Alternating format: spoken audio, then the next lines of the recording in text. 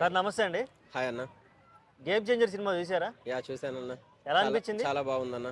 మరి ఏందన్నా చాలా మంది నెగిటివ్ టాక్ చెప్పారు కదా అన్న, అందరూ డిజాస్టర్ డిజాస్టర్ అని అన్నారు. నీ అభిప్రాయం ఏంది దాని మీద అసలుకి? సినిమా డిజాస్టర్ ఏం కాదు, చాలా బాగుంది. కానీ ప్రేక్షకులు ఊహించిన స్థాయిలో వాళ్ళు దాన్ని రీచ్ కాలేకపోయారు. ఎందుకంటే కొంచెం పుష్ప కలెక్షన్స్ వైజ్గా అయితేనేమి ఓవరాల్గా ప్రేక్షకులు ఏంటంటే చాలా హై ఎక్స్పెక్టేషన్స్ తోటి ఉండే అది నార్మల్గా హిట్ అవ్వడం వల్ల కొంచెం ఫీల్ అవుతున్నారు. అదేవిధంగా ఇదే అడ్వాంటేజ్గా తీసుకొని కొంతమంది ట్రోలర్స్ దీన్ని ట్రోల్ చేస్తున్నారు.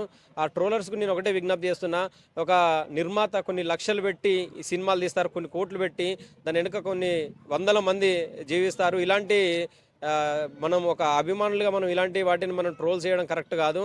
ఎందుకంటే మన హీరోకి మనం సపోర్ట్గా ఉండాలి తప్ప మనం దాన్ని సినిమాను ఒక ఆయన సంవత్సరాల కొద్ది తీసిన సినిమాను మనం ఒక 2 నిమిషాలలో మనం రివ్యూ ఇచ్చి దాన్ని చెడగొట్టడం అది కరెక్ట్ కాదని నేనైతే అనుకుంటున్నాను.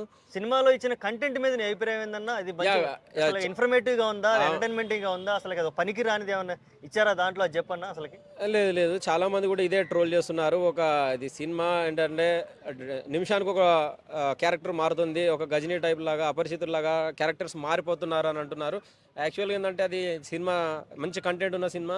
అది ఏంటంటే ఒక 4 గంటల నుండి 5 గంటల మధ్యలో ఉంది అట. దాన్ని కొంచెం షార్ట్గా కుదించేసరికి కొంచెం అక్కడిక్కడ కొన్ని సన్నివేశాలు కొంచెం అటు ఇటుగా జరగడం జరిగింది. అంతే తప్పించి సినిమా కంటెంట్ కానీ సినిమా చాలా బాగుంది. రామ్ చరణ్ గారి యాక్టింగ్ కూడా చాలా బాగుంది.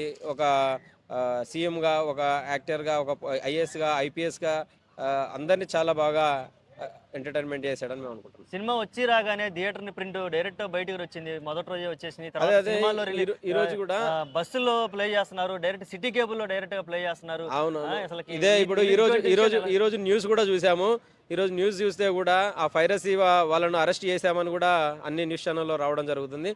సో మేమేమంటున్నామంటే ఒక సినిమా అభిమానిగా అలాంటి పైరసీలను అరికట్టాల్సిన బాధ్యత అందరిపైన ఉంటుంది. అలాంటి పైరసీలు కూడా జరగనివ్వకుండా అక్కడున్న సినిమా ఇండస్ట్రీ వాళ్ళు కూడా కొంచెం జాగ్రత్తలు తీసుకోవాలని కోరుకుంటున్నాం.